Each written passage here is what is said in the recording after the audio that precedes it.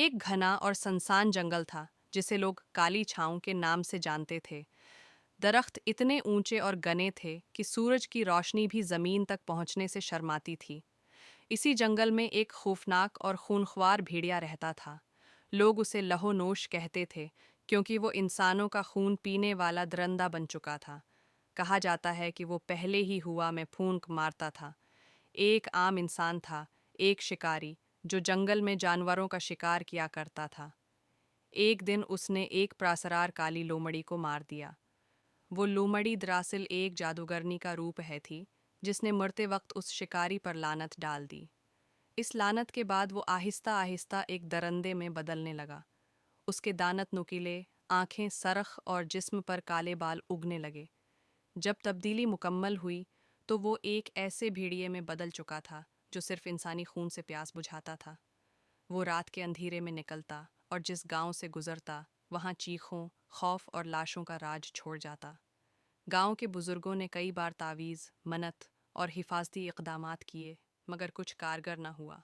कई बहादुर नौजवान उसे मारने जंगल गए, मगर कोई वापस न आया। एक दिन एक लड़की, माहरुख, जो खुद भी एक आलमा की बेटी थी, ने फैसला किया कि वो इस लानत को ख़त्म करेगी। इसके पास हैं अपनी माँ की दी हुई एक पुरानी किताब थी जिसमें लिखा था कि लहो नोश को इंसान बनाने का वाहिद तरीक़ा है कि कोई बेखौफ दिल, नेकी और मोहब्बत से उसे उसकी हकीकत है याद दिलाए।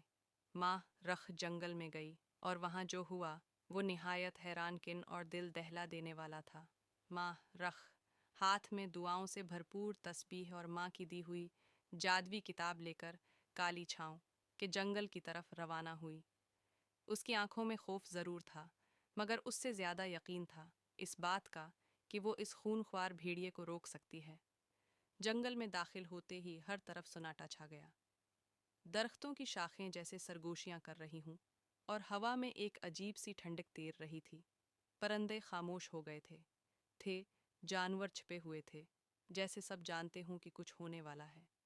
चंद कदम चलने के बाद माह रख को एक सरख आंखों वाली झलक नजर आई। वही लहूनोश। वो धीरे धीरे उसके करीब आया। उसके नोकीले दांत चमकने लगे और सांसें जैसे आग बरसा रही हूँ। मगर माह रख ने न डर कर पीछे हटी, न चीखी। उसने आंखों में आंखें डालकर कहा, मैं तुझे मारने नहीं, बचाने आई हूँ। ये अल्फाज सुनते ही भेड़िया एक लम्हे के लिए रुक गया, जैसे सदियों पुराना कोई जख्म हल्का सा ठंडा हुआ हो। वो हवा हो। गर्राया, मगर हमला नहीं किया। माहरख ने जल्दी से किताब खोली और एक पुराना वजीफा पढ़ना शुरू किया। जैसे ही उसके अल्फाज फजा में गूंजे, जंगल का रंग बदलने लगा। दरख्तों से हुआ के झोंके टकराने लगे और भेड़िए का जिस्म कांपने लगा। इसकी आंखों में आंसू उमड़ आए। वो गर्रा कर जमीन पर गिरा और उसके जिस्म में तब्दीली होने लगी। उसके नोकीले पंजे वापस इंसान के हाथों में बदलने लगे। इसके चेहरे से भेड़िए की सख्ती मिटने लगी और फिर वो जमीन पर गिरा, एक जवान, थका हारा मगर जिंदा इंसान। माहरख ने उसे थामा। वो बोला, तुमने मुझे बचा लिया।